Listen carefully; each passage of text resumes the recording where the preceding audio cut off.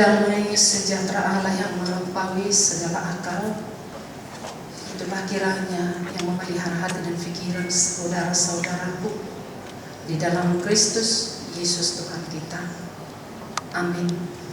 Shalom.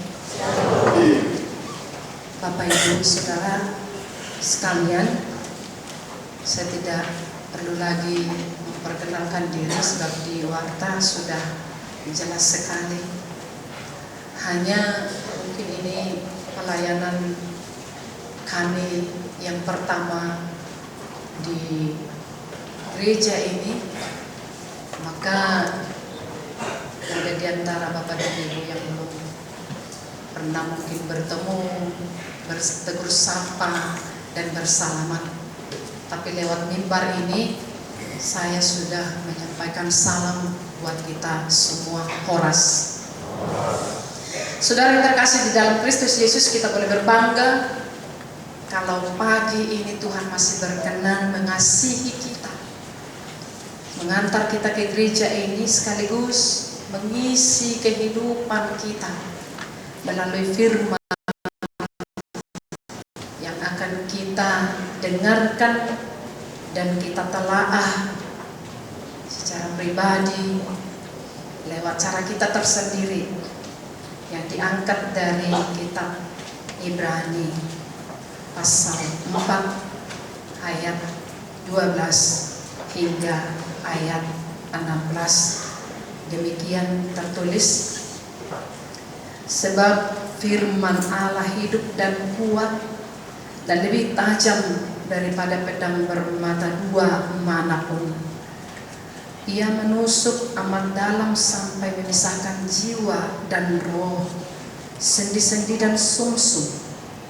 Ia sanggup membedakan pertimbangan dan pikiran hati kita. Dan tidak ada suatu makhluk pun yang tersembunyi di hadapannya, sebab segala sesuatu telanjang dan terbuka di depan mata Dia, yang kepadanya kita harus memberikan pertanggungan jawab. Karena kita sekarang mempunyai imam besar agung yang telah melintasi semua langit, yaitu Yesus anak Allah. Baiklah kita teguh berpegang pada pengakuan iman kita. Sebab imam besar yang kita punya bukanlah imam besar yang tidak dapat turut merasakan kelemahan-kelemahan kita. Sebaliknya sama dengan kita, ia telah dicobai, hanya tidak berbuat dosa. Sebab itu marilah kita dengan penuh keberanian menghampiri tahta kasih karunia, supaya kita menerima rahmat dan menemukan kasih karunia untuk mendapat pertolongan kita pada waktunya. Bapak dan Ibu Saudara yang terkasih di dalam Kristus Yesus, pada minggu yang lalu firman Tuhan telah menyuguhkan kepada kita pemahaman yang baru. Atau mungkin bagi sebagian orang itu adalah pemahaman yang lama tentang bagaimana Tuhan memiliki sebuah konsep untuk mencipta manusia, laki-laki dan perempuan. Itu namanya manusia. Tetapi sekarang lebih terfokus kepada bagaimanakah kita sebagai seorang laki-laki dan seorang perempuan boleh merenung dan memahami, boleh mengenali seluruh anggota tubuh kita. Saya percaya bahwa masih ada organ atau mungkin anggota tubuh kita atau isi tubuh kita yang belum bisa kita sentuh. Percaya nggak Bapak Ibu? Dokter saja yang memiliki meja operasi, kamar operasi, pisau atau apa, gunting segalanya belum bisa melihat segala sesuatu. Walaupun bagi sebagian orang yang belajar tentang biologi, nama-namanya sudah boleh diketahui. Tetapi kita boleh tahu enggak kalau segenggam otot atau nadi kita ini boleh dikuasai oleh seorang manusia? Saya berkata tidak. Sebab bukan manusia yang menciptakan manusia. Yang menciptakan manusia adalah Allah. Sebab itulah maka segala sesuatu yang ada dalam tubuh kita yang memiliki kuasa atasnya adalah Allah.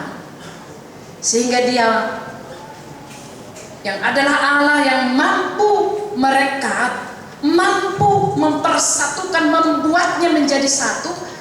Dan kalau perlu Allah itu lebih mampu lagi untuk mencerai-beraikan. Saudara-saudara yang terkasih di dalam Kristus Yesus, melalui firman dan konsep Allah itu, Dia menginginkan manusia itu menjadi manusia yang taat, hormat dengan konsep Allah itu, hormat dengan pikiran Allah itu, hormat dengan karya Allah itu yang menciptakannya. Sehingga Dia memberikan perlindungan atas kehidupan manusia itu melalui satu hal yang luar biasa. Yang pertama, karena dari firman segala sesuatu ada. Dari firman manusia itu pun ada, kendati pun dia harus tindak lanjuti dengan karyanya sendiri, dengan tangannya sendiri. Dan yang memelihara hidup manusia itu sepenuhnya adalah kuasa firman Tuhan. Bahkan penyelamat manusia itu pun adalah firman Tuhan. Itu yang ku yakini, itu yang kita yakini lewat Injil Yohanes pasal 14. Karena pada mulanya firman itu adalah Allah. Saudara, di dalam Yesus itu diwujud nyatakan, itu dinyatakan Allah yang berimanen, Allah yang hadir di tengah-tengah manusia, dan Dia sekaligus adalah Allah yang berempati dengan keadaan kita dahulu, sekarang maupun esok. Masalahnya, apakah seperti pikiran Allah, pikiran kita? Apakah seperti kerinduan Allah, kerinduan kita untuk selalu dekat dan dekat dengan Dia, untuk selalu mengasihi dan mengasihi Dia, sehingga apapun yang ada dalam tubuh ini kita boleh arahkan kepada Dia, boleh kita arahkan kepada kehendak Allah, sehingga tidak ada yang harus dibuang. Saudara-saudara, Yesus pernah berkata, kalau tangan kananmu atau salah satu tanganmu melakukan dosa, lebih bagus diamputasi, kata kedokteran. Lebih bagus saudara masuk ke surga dengan satu tangan daripada memiliki dua tangan tetapi dibuang ke neraka. Demikian organ atau bagian tubuh kita yang lain, bolehlah. Artinya saudara-saudara yang terkasih di dalam Kristus Yesus, siapakah yang berhak untuk itu? Dialah Allah yang luar biasa.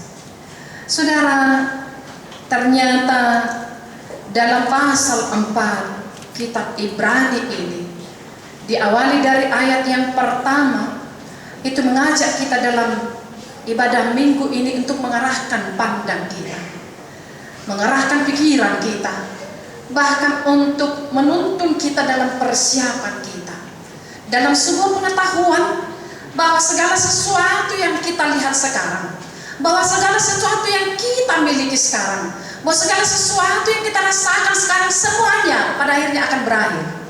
Tetapi kita dituntun untuk melihat, ternyata ada hal yang belum pernah kita rasakan, yang belum pernah kita lihat, yang belum bisa kita jabarkan secara rinci dengan disiplin ilmu apapun, yaitu ada hari esok yang memilikinya adalah Allah, dan itu akan diberikan, dikaruniakan kepada siapapun, tentunya melalui Kristus Yesus. Tetapi sebelum ke sana, firman yang diberikan, yang dikhususkan untuk hari ini mengajarkan kepada kita bagaimana sebenarnya kita untuk menempatkan firman itu menjadi pemandu, menjadi kekuatan, menjadi hal yang membuat kita menjadi manusia yang energik. Dalam bahasa Ibrani dituliskan energes, yang berarti energi, aktif, produktif. Itulah kelebihan kita Bapak Ibu sebagai seorang pribadi yang hidup di dalam firman, yang hidup di dalam Yesus. Ini yang ku tahu, bahwa saudara dan saya sudah hidup di dalam Yesus, hidup di dalam firman. Tentunya memiliki kehidupan dan perilaku yang energi, aktif, dan produktif. Dan ini sebenarnya yang menguntungkan kita, menguntungkan Bapak dan Ibu memilih satu jalan yang luar biasa, yang tentunya di dalam Kristus Yesus yang ditetapkan oleh Allah menjadi imam besar, yang paham, yang boleh memahami kita dalam kelemahan kita ketika iman kita lemah, ketika tenaga kita berkurang untuk memenuhi tuntutan firman itu, maka dia adalah penolong dan dia adalah imam besar.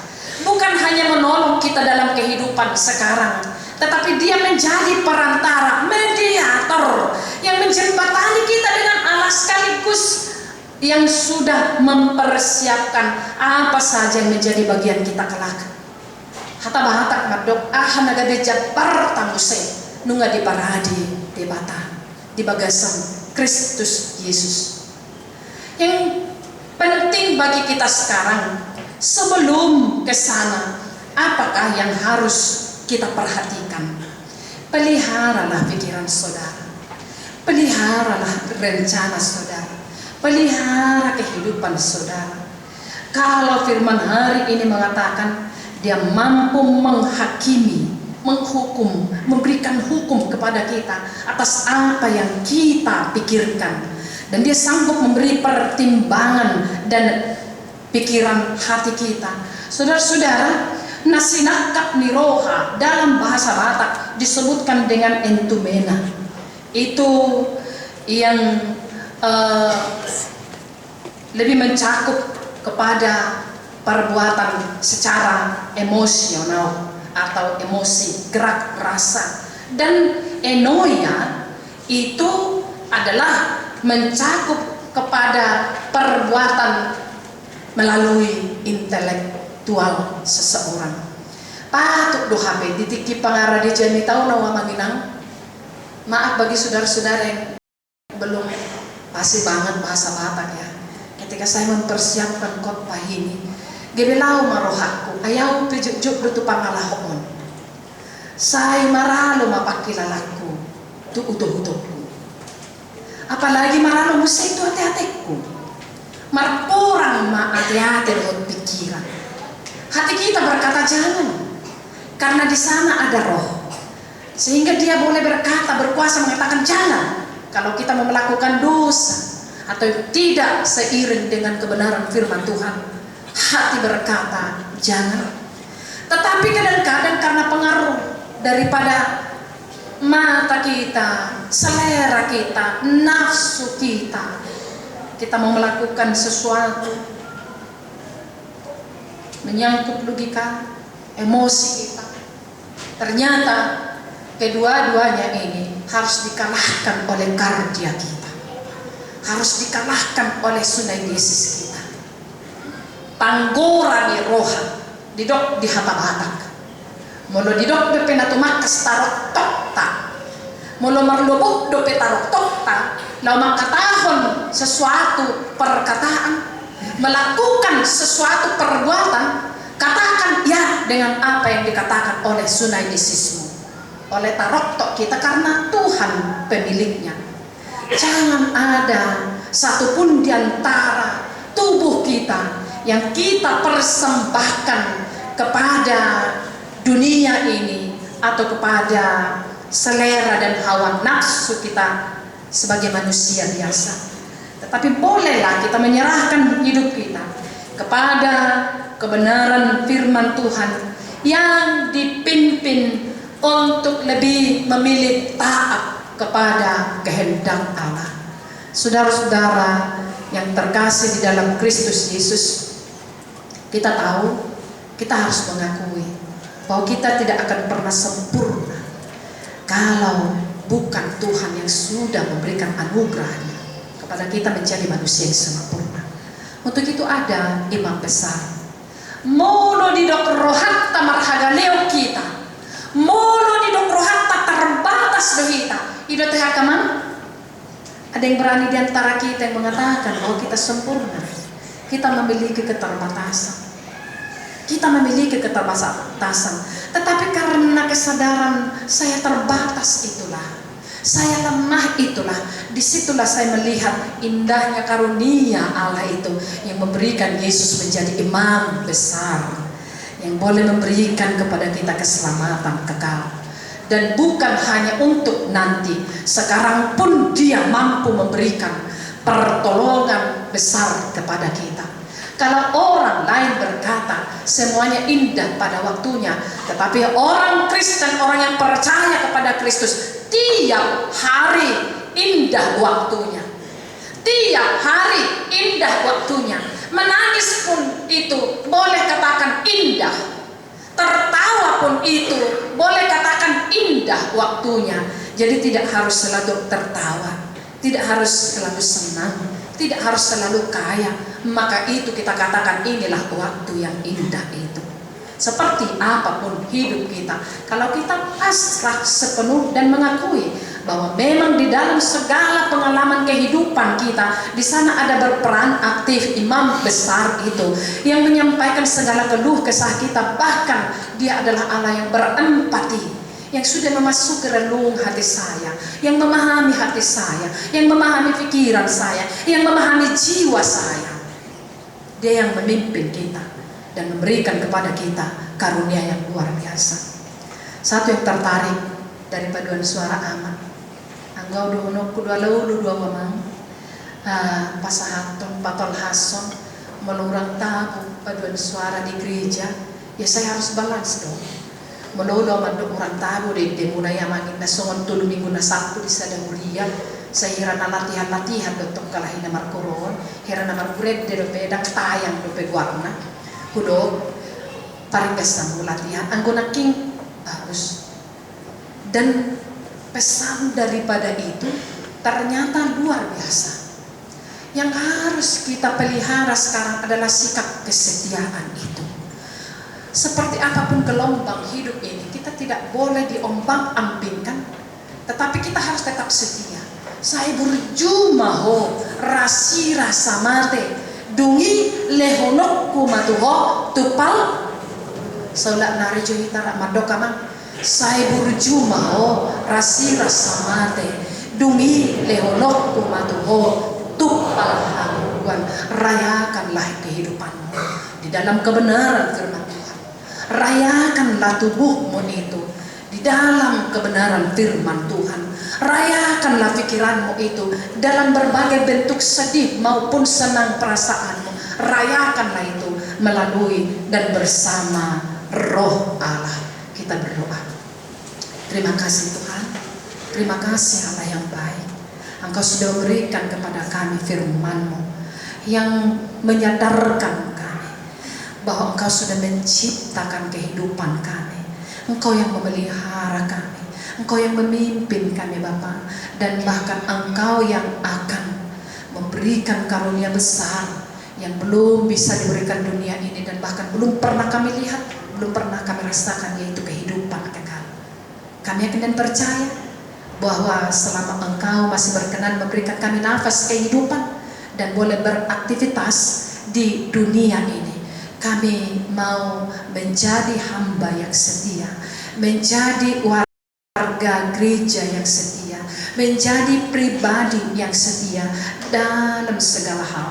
Itu kami yakini Bapak, sebab Engkau tahu bahwa kadang-kadang kami kuat, tetapi kadang-kadang juga kami lemah, kadang-kadang kami senang, tetapi kadang-kadang juga kami sedih, kadang-kadang kami tertawa, tetapi kadang-kadang juga kami menangis, kadang-kadang kami boleh jauh dari hadapan-Mu, tetapi Engkau masih menggapai kehidupan kami dan menggendong kami Bapa, menjaga kami dengan kuasa Roh Kudus-Mu.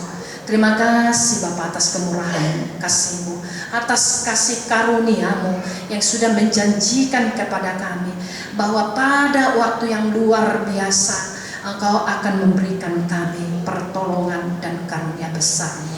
Terima kasih Bapa, bantu kami untuk mengerti, memahami, dan hidup dalam firman ini, supaya kami memberikan seluruh kehidupan kami beribadah kepadamu, setia kepadamu, melakukan kehendak-Mu. Hanya karena Engkau yang pemilik kami, Engkau arahkanlah kami Bapa dalam surga sesuai dengan kehendak-Mu. Terima kasih Bapa, terimalah doa kami ini hanya di dalam nama Yesus Kristus, Tuhan yang sudah mengampuni dosa-dosa kami. Amin. Kita angkat pujian kita dari Kidung Jemaat nomor 378.